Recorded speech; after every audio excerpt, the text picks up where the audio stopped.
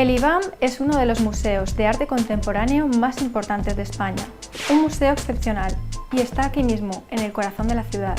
El IBAM, a continuación, en 10 cosas que ver y hacer en Valencia.